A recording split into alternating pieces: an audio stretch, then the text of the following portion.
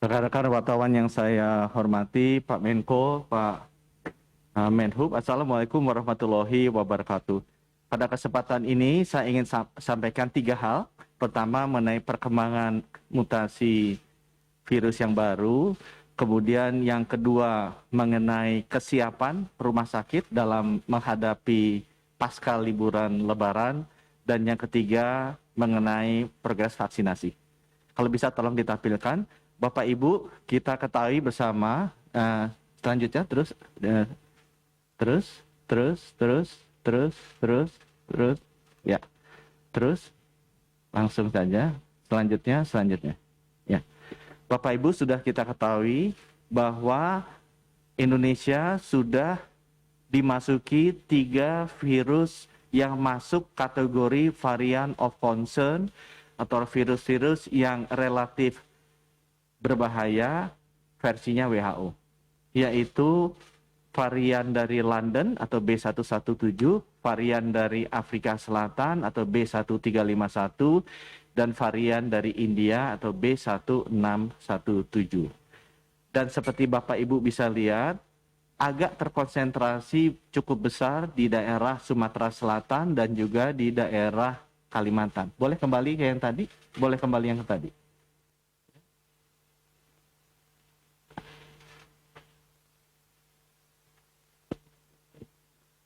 Satu lagi, ya, maju satu ya, berhenti dulu di sini. Ya. Jadi memang penyebarannya relatif cukup banyak di daerah Sumatera dan daerah Kalimantan. Di halaman berikutnya, kita bisa lihat kita bisa lihat juga bahwa masuknya virus-virus baru ini, mutasi baru ini, banyak datangnya dari Saudi Arabia, Afrika, dan juga dari India dan Malaysia.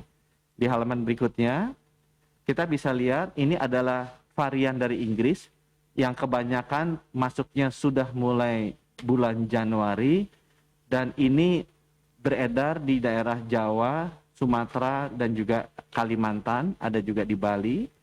Yang halaman berikutnya adalah varian atau mutasi dari Afrika Selatan, ini hanya kita temui 1 di Bali, dan di halaman berikutnya yang akhir-akhir ini cukup banyak masuk ke Indonesia adalah varian dari India. Dan varian ini banyak kita temui di Sumatera Selatan dan di Kalimantan Tengah. Apa yang harus kita lakukan, Bapak Ibu, di halaman berikutnya adalah tetap kita harus melakukan protokol kesehatan dengan disiplin. Memakai masker, mencuci tangan, menjaga jarak. Itu adalah cara yang paling baik rekan-rekan untuk bisa mencegah penularan dari virus mutasi baru ini.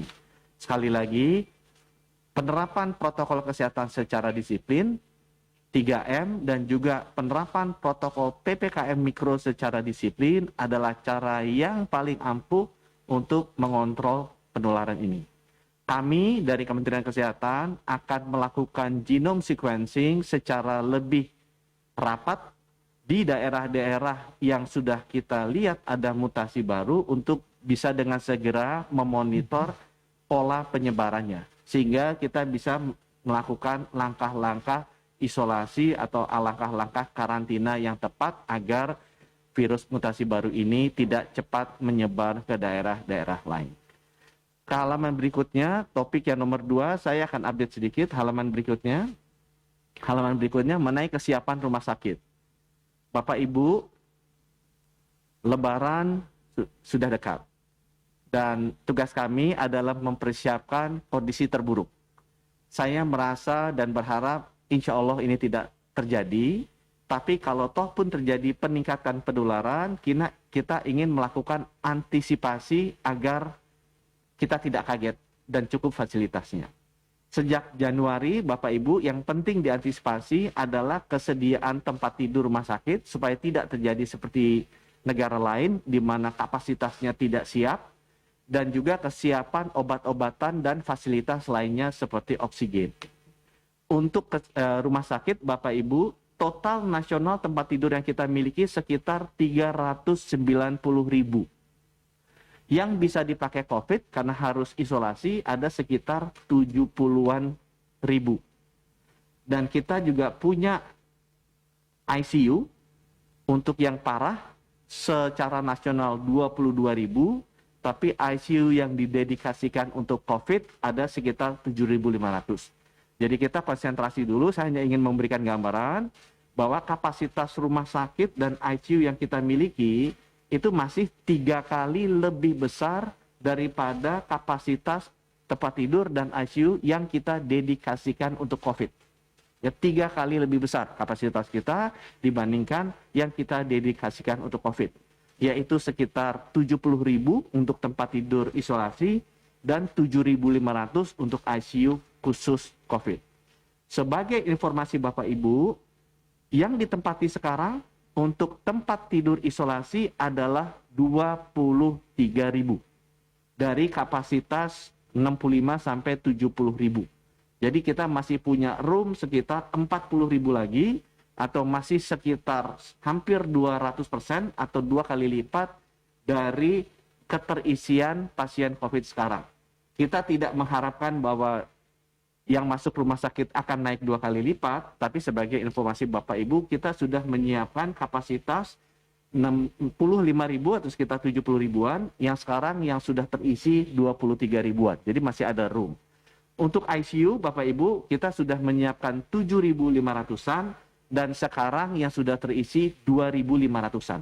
Jadi kita juga masih punya room kosong sekitar 2 kali lipat dari kondisi sekarang. Itu untuk memberikan gambaran ke Bapak Ibu, persiapan sudah kita lakukan. Saya berdoa persiapan itu tidak terpakai dan tetap menjadi kosong gitu ya. Tapi kalau ataupun ada, seenggaknya kita sudah melakukan persiapan.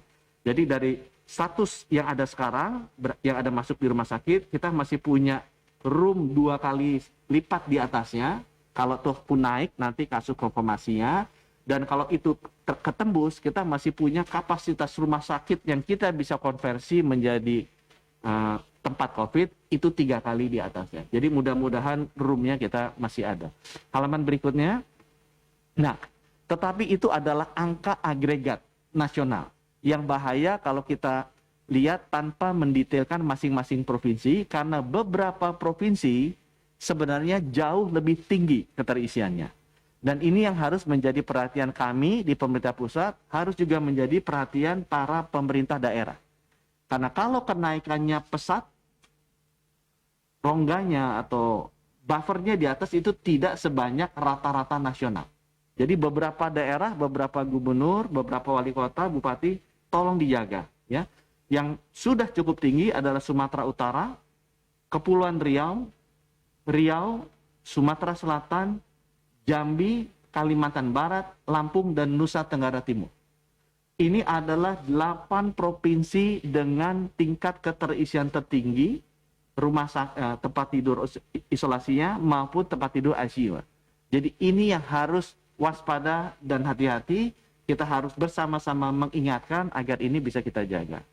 Khusus untuk daerah Jawa, saya kasih tanda karena relatif di Jawa, karena mungkin yang Januari, Februari yang kena terdampak banyak, relatif cukup rendah keterisiannya. Jadi Jogja yang paling tinggi, Jawa Tengah, Jawa Barat, dan halaman berikutnya,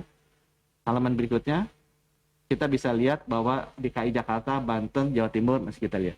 Dan saya menghitungnya ini bor terhadap COVID, ya, bukan bor terhadap rumah sakit keseluruhan, tapi bor terhadap khusus tempat tidur COVID dan bor terhadap khusus ICU COVID, sehingga kita bisa lebih realistis melihat angkanya kita.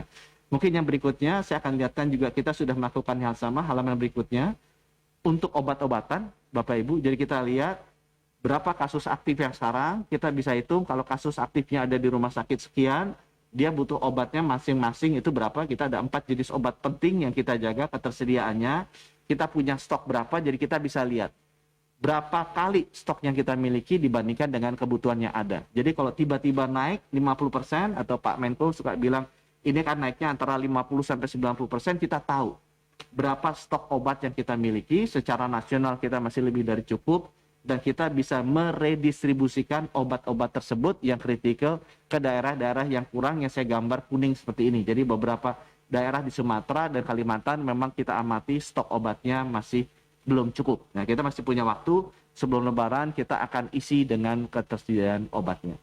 Mungkin topiknya, jadi ini pesannya di sini adalah tolong bantu teman-teman dari Pemda agar bisa memonitor dan mempersiapkan rumah sakit, alat kesehatan, dokter, dan tenaga kesehatannya di sana. Mungkin topik yang terakhir, saya akan bicara sedikit mengenai vaksinasi. Ini juga arahan Bapak Presiden. Halaman berikutnya. Halaman berikutnya. Halaman berikutnya. Jadi Bapak Ibu, kita menembus angka 10 juta sejak 13 Januari itu di 26 Maret. Kita cross 10 juta. Kita menembus angka 20 juta itu di tanggal 30 April. Ya, dari dalam sebulan kita bisa naik 10 juta. Ini membuat totalnya kita sudah sampai sekarang 22 juta. Di halaman berikutnya, memang terjadi penurunan di bulan April, Maret kita udah tinggi sekali, sempat kena 500.000 karena memang stoknya, supply-nya terbatas.